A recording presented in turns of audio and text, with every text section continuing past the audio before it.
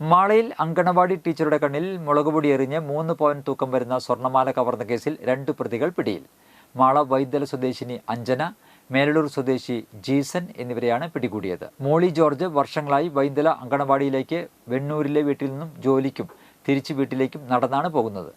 ഇത് മനസ്സിലാക്കിയ പ്രതികൾ മോളി ടീച്ചർ വരുന്നതും പോകുന്നതും ദിവസങ്ങളോളം നിരീക്ഷിച്ച ശേഷം തിങ്കളാഴ്ച വൈകിട്ട് സമീപത്തൊന്നും ആളുകളില്ലെന്ന് ഉറപ്പുവരുത്തിയാണ് ആക്രമണം നടത്തിയത്. തുടർന്ന് ടീച്ചറുടെ നിലവിളി കേട്ട് നാട്ടുകാർ ഓടിക്കൂടുന്നതിന് മുൻപ് തന്നെ പ്രതികൾ സംഭവസ്ഥലത്തു നിന്നും ഓടി രക്ഷപ്പെട്ടു. സംഭവത്തിന് ശേഷം പ്രധാന പ്രതിയായ അഞ്ജനയുടെ വീട്ടിലെത്തിയ പ്രതികൾ മാല വിൽപ്പന നടത്തുന്നതിനായി ചാലക്കുടിയിലേക്കാണ് പോയത്.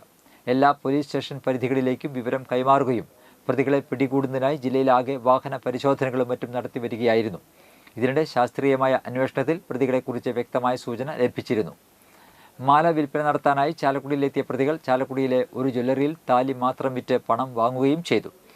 ഇവരുടെ നീക്കങ്ങൾ നിരീക്ഷിച്ചു വരികയായിരുന്ന അന്വേഷണ സംഘം അഞ്ജനയെ വെണ്ണൂരിൽ നിന്നും ജീസനെ പുറക്കുളം പാലത്തിന് സമീപത്തു നിന്നുമാണ് പിടികൂടിയത്.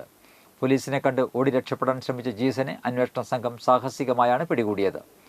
Mala police station SHO Sajin Sasi, GSIമാരായ റഷീദ് PM, വിനോദ് കുമാർ, സുധാകരൻ KR, മുരുകേഷ് കടവത്ത്, ASIമാരായ നജീബ്, ഷാലി, സാജിദ, GS CPOമാരായ Wahad TB, Dibeesh, Aneesh PA, Jijeesh MS, CPOമാരായ വിപിൻലാൽ, ജിനേഷ്, നവീൻ, സിജോയ് എന്നിവർ വിവിധ ഗ്രൂപ്പുകളായി തിരിഞ്ഞു നടത്തിയ അന്വേഷണത്തിലാണ് പ്രതികളെ പിടികൂടിയത്.